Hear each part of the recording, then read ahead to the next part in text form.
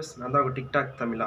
இன்றைக்கி நம்ம என்ன பார்க்க போகிறோம் அப்படின்னா, வாஷிங் மிஷினில் பார்த்தீங்கன்னா ட்ரெயின் சுவிட்ச் தண்ணி வெளியே போகிறக்கு திருப்புவோம். ட்ரெயின் சுவிட்ச் கையோட வந்துடும்.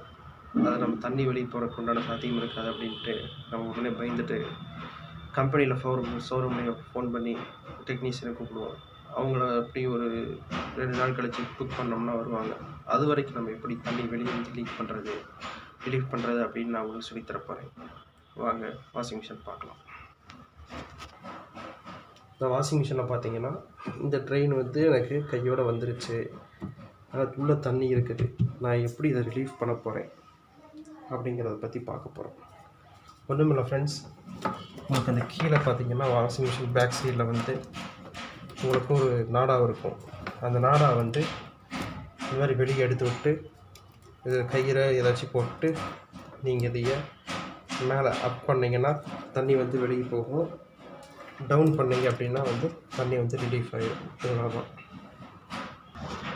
சில வாஷிங் மிஷினில் பார்த்தீங்க அப்படின்னா உங்களுக்கு அந்த டாப் வந்து செட்டாக கிடைக்கும்.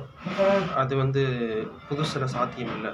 பழசில் ஏதாச்சும் கிடச்சின்னா உங்களுக்கு அந்த full timer, spin timer, wash timer, அந்த நாடா ட்ரெயின் அசம்பிளி அந்த இது அப்படியே உங்களுக்கு செட்டோடு வரும். அதை வந்து நம்ம பழசில் பார்க்க முடியல, பழசுலேயும் கிடைக்கல அப்படின்னா நான் சொன்ன ரூட் வந்து உங்களுக்கு யூஸ்ஃபுல்லாக இருக்கும். பிடிச்சா லைக் பண்ணுங்கள், கமெண்ட் பண்ணுங்கள், ஷேர் பண்ணுங்கள். பாய்.